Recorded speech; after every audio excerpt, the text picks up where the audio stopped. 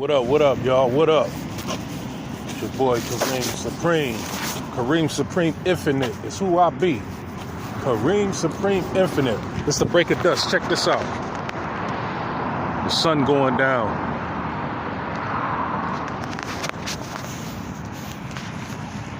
Just walking around getting some fresh air. Getting some fresh air and exercise.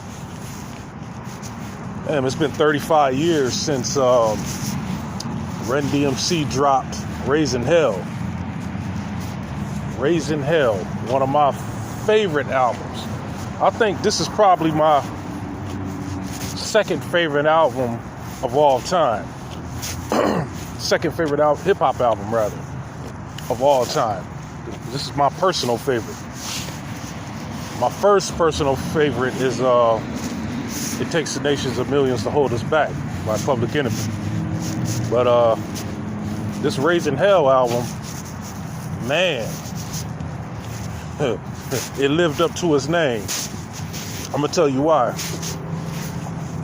For three reasons. The first reason, it was the first multi-platinum rap album. Sorry, it went like 3 times platinum. God knows how many times platinum it is now. It's been 35 years.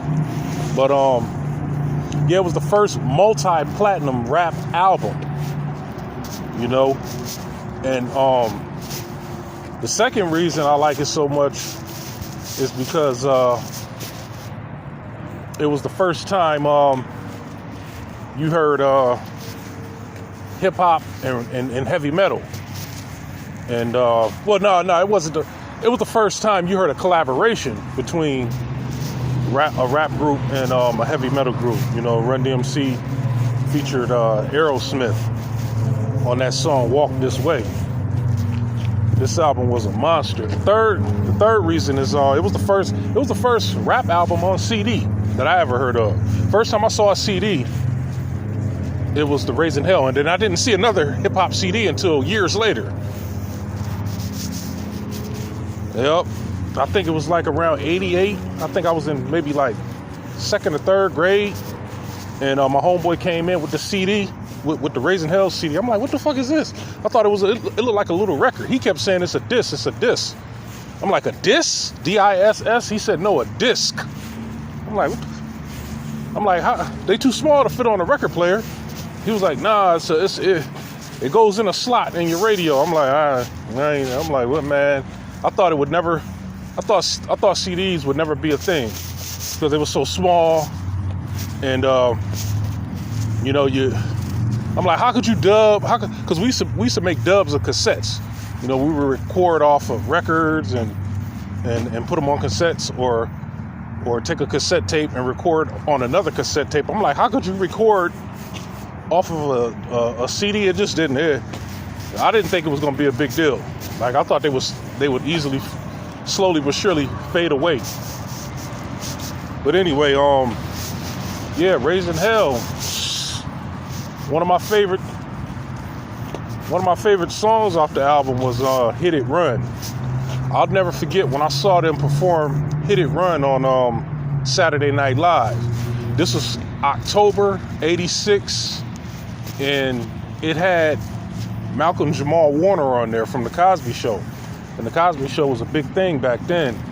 And Malcolm Jamal Warner was hosting it. And Run DMC came out. Man, they tore the show up. That's one of the best performances on Saturday Night Live, in my opinion, when they sung Hit It Run. Then they sung it again they sung it live on Soul Train too.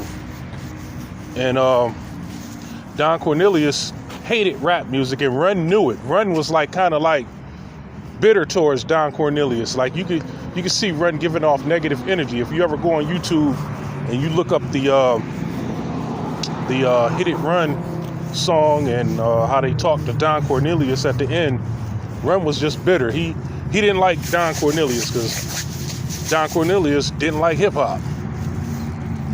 You know, Run was just, you know, being like, he was sort of like being standoffish towards Don, and Don was, reciprocate. The feeling was mutual.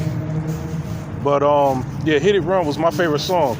That was one of the first times I had ever heard anybody. Nah, it was like the second time I heard somebody curse on a rap record.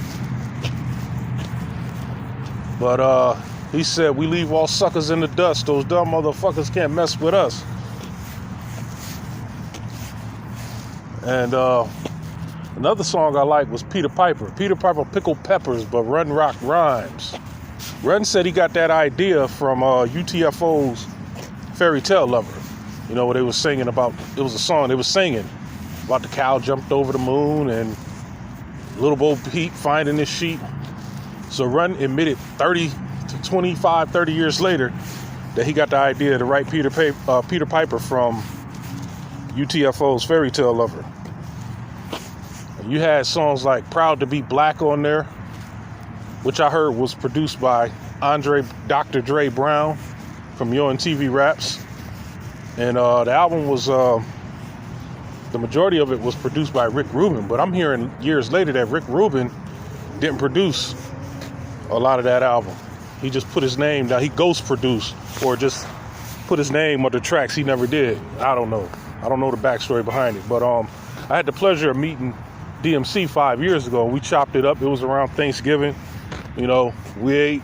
I got full. You probably look at the picture and see. You probably look at the picture and see me and be like, "Damn, you look full." And there go the popo. Better not come over here. Fuck the police. Anyway,